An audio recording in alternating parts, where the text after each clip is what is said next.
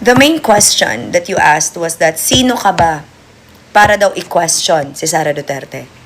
Botante be. Botante niya ako. Iniyakan ko siya, di ba? Binuwis ko rin ang buhay ko para suportahan siya. So may right ako na tanungin kung paano niya ginamit ang power na binigay natin lahat sa kanya. Eh nakita ko na sinayang niya ang suporta ko. I'm not allowed to say anything? Right natin yan, be. This is a democratic country. We are still the Philippines and not China. And of course, I will demand. Ang taas nga ng antas ng demand ko sa magbabantay lang sa anak ko. Sa presidente pa kaya ng Pilipinas? Sa representante ko pa kaya sa buong mundo?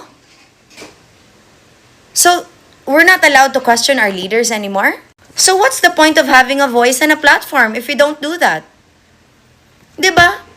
I made pronouncements about her before. I stand by those pronouncements at that time. At that time when I was not presented with facts. But fact of the matter is, we have every right to question a person that we elected in place. I helped elect her. I campaigned for her ferociously. My name attached to hers. And I have every right to question what she has done with the trust I had given her. Her office is a public trust. That is why I said I agree to impeach her, because she impeded on that trust. And you say that as if I'm not allowed? We all should question the person we support. Even I questioned PRRD before. I just don't make videos about it because I can ask him myself, which I did when I met him. There were things that I did not agree with, but because I was capable of telling him myself when we met. The thing is, when you cannot question the person you are supporting, that's not how it should be. That's not a democracy.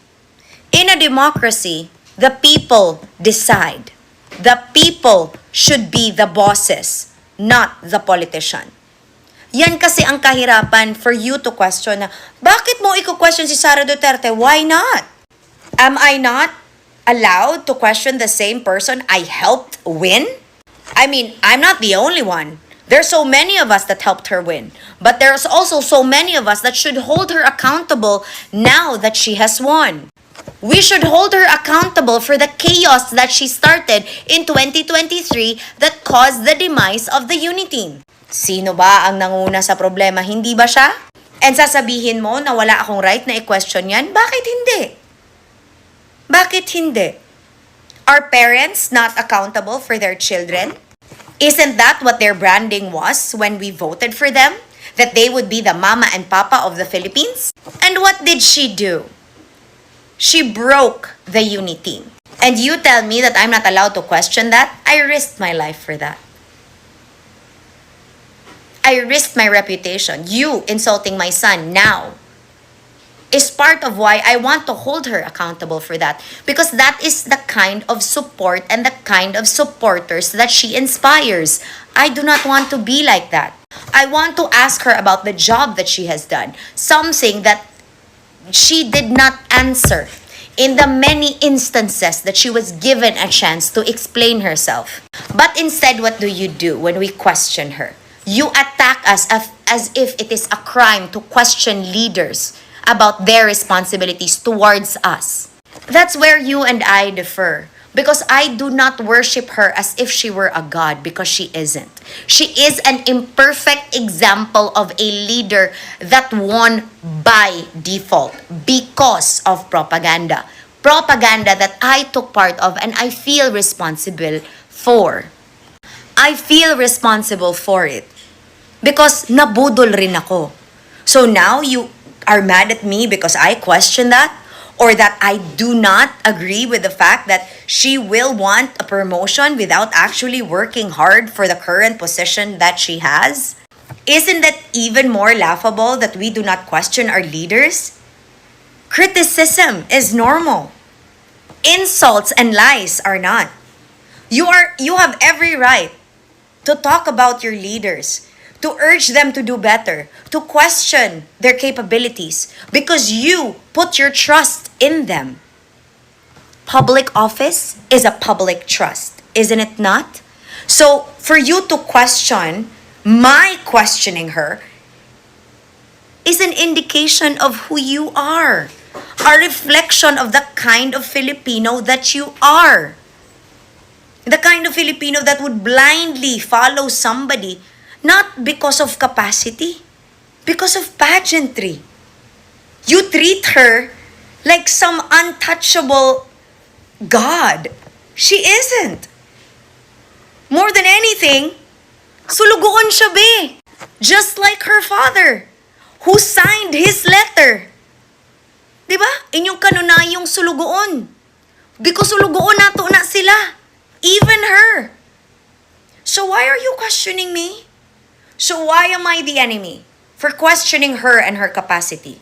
Why am I the enemy for stating a fact that she should have done better? That she should do better as a lawyer? Isn't that one of the reasons why I support her?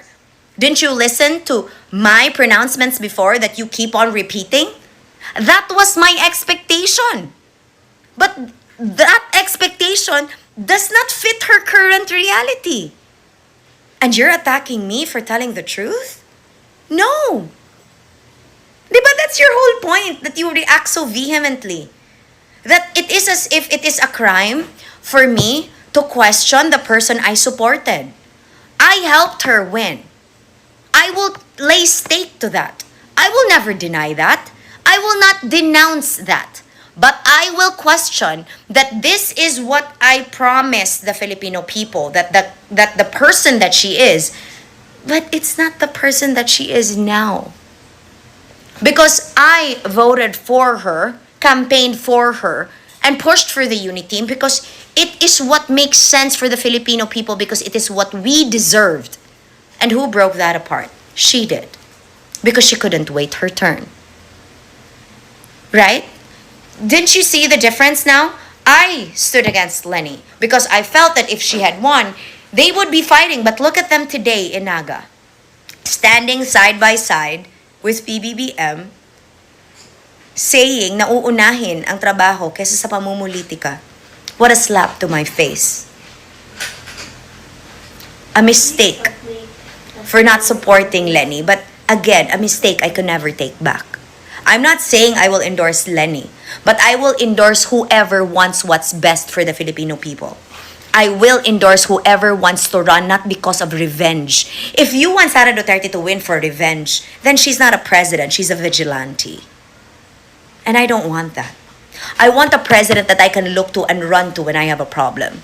I want a president that I will see and say, you know what, she got my back and I'm gonna be fine. That's the kind of president that I will want. That's the kind of president that I voted for. The kind of VP I voted for. Because diba, that's how I started supporting her. Because gisumbag niya ang sheriff. But when I knew the truth about that, I was one of the first to feel bad. That she could have done better. So it's my fault to demand more from her? I have a right to. I voted for her. And my vote may be one, but my voice is being listened to by so many people. And I want it to make sense. I want my support to make sense. But ang feeling ko na sinayang ang suporta ko, valid yun. Valid ma-disappoint. Okay? Valid nga ma-disappoint sa partner mo, sa presidente pa kaya, na binigay mo talaga yung buong buhay mo at trust mo, di ba? Kaya ka nga parang ma-stroke na nagsalita ako, di ba? Na ganyan ka ka-vehement, makadefend sa kanya, di ba? So now we should all agree that we should hold our leaders accountable because their office revolves around our trust. So when I voice out my disappointment in her, I'm entitled to it. And that's what I did. I did not insult her appearance. I questioned her capability, which is my right to do so as a Filipina. You should do the same. Diba? Klaro? I'm glad na si Jam Magno ay vocal at talagang lumalaban palaban po sa mga DDS na bumabanat sa kanya, bumabanat po sa administrasyon Dahil sa totoo lang mga kababayan, hindi ko po maintindihan kung ano pa ba or saan pa ba nanggagaling ang pagiging bitter ng mga DDS na ito. Habang majority ng mga Pilipino nakikita na natutuwa dahil yung dating mag-rival si PBBM at saka si Mayor Leni Robredo ay nagkita at kayang humarap sa isa't isa, kayang tumingin sa mata ng isa't isa dahil alam nila pareho na ang layunin nila ay magsilbi, maging sincere sa pagsisilbi at pagsiservisyo sa mga Pilipino. Habang yung mga Pilipino, tayo ay natutuwa, no, na sinasabi ni Mayor Leni at ni PBBM, serbisyo muna, trabaho muna, wag muna ang politika. Natutuwa tayo doon, pero itong mga details na ito ay talaga namang humahanap ng rason para po tayo ay magkasakitan ng loob. No, magkasamaan ng loob.